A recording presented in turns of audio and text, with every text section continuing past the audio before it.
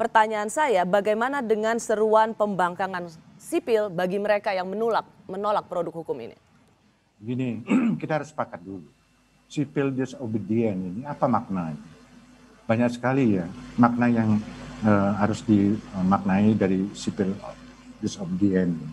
Ada yang mengatakan itu perlawanan sipil atau pembangkangan sipil. Ya, esensinya kan sebetulnya gerakan moral. Gerakan moral yang bermaksud menarik perhatian overheads, dalam ini pemerintah, untuk memperhitungkan pendapat publik. Itu maksudnya kan gitu. Nah sebetulnya kalau kita melihat contohnya, kalau kita mau flashback sejenak pada sejarah kerajaan-kerajaan kita masa lalu, khususnya di Jawa, ini sudah pernah muncul apa yang dikenal dengan cita-cita rakyat protes. Artinya ketika ini diserukan oleh para aktivis misalnya, itu sesuatu yang lumrah, itu sudah pernah terjadi dalam sejarah kita? Anda setuju? Sah-sah saja. Anda setuju jika ini terus-menerus diserukan sebagai bagian dari tekanan publik agar produk politik dan hukum ini dibatalkan? Gini, sekarang kita bersepakat dulu. Kita ingin menyelesaikan masalah atau membiarkan masalah ini berlarut gitu. Kalau kita berbicara dalam rangka menyelesaikan masalah, penyelesaian masalah itu tetap dalam bingkai demokratis ke restart. Tidak bisa kita keluar dari koridor itu gitu loh. Dalam arti misalnya ada pihak-pihak yang merasa keberatan, silakan. Ada mekanisme ketatanegaraan kita. Jika dipandang tidak ada pintu keluar atau jalan keluar baik sosial, baik politik maupun hukum, tidakkah Profesor juga melihat yang sama dari kacamata mereka? Oh tidak, saya masih melihat kok ada peluang. Masih ada saluran. Artinya menempuh cara-cara demokratis. Jika ini tadi karena Prof. Gede yang mengatakan ini bukan sesuatu yang baru di Indonesia, sejarah juga mengatakan hal yang sama. Tapi apakah konsep itu di tengah penolakan Undang-Undang Cipta Kerja, pembangkangan sipil bisa diterima sebagai sesuatu yang lumrah? Atau Anda juga sama dengan Menteri Hukum dan HAM Pak Yasona Lawli, ini mengerikan? Saya kok tidak yakin gitu. Apakah mereka-mereka yang menolak atau mengajukan keberatan dengan seruan pembangkangan sipil ini sudah membaca belum undang-undangnya secara komprehensif? Anda mempertanyakan mereka yang menolak Undang-Undang Cipta Kerja menyerukan pembangkangan sipil udah baca belum? Ya, karena gini, jujur aja, saya mempelajari dengan serius. Baik dari sisi filosofinya, sisi yuridis maupun sosiologisnya. Saya baca betul bahwa kemudian tahap proses pembahasannya, termasuk substansinya, banyak yang berkeberatan gitu loh ya. Ya silakan sampaikan menggunakan saluran yang ada.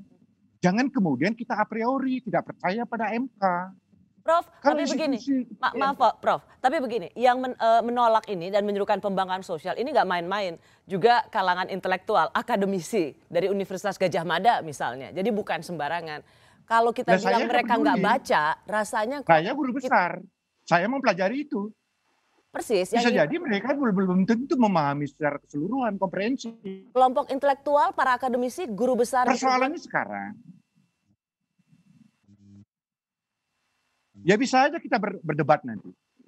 Saya tidak pada siapapun, saya objektif kok. Saya mempelajari itu dengan serius, dengan sungguh-sungguh. Baik dari sisi substansi, terutama substansinya. Bahwa ada yang kurang, ada yang cacat secara prosedural. Maupun ada substansi yang dinilai tidak benar gitu. Ya. Dari sudut pandang masing-masing, gunakan saluran yang ada. Karena sekali lagi, kita dalam kerangka demokratis ke restart.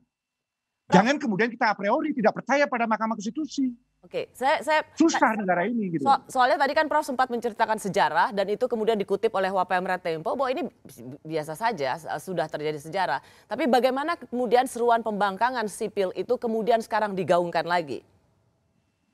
Apa yang bisa Anda katakan? Silakan, sepanjang ya itu.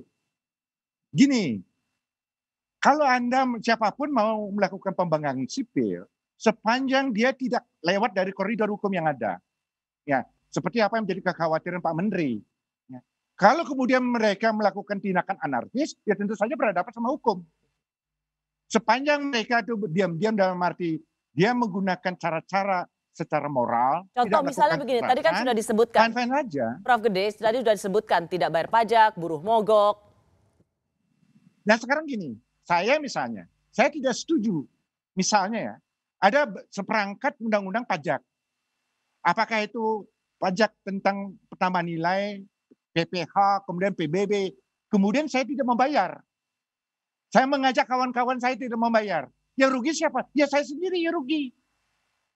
Ketika misalnya saya mau mengajukan pinjaman kredit ke bank, pasti ditanya, Anda sudah bayar PBB belum? Ya rugi sendiri saya. Simpel kok persoalan. Ya.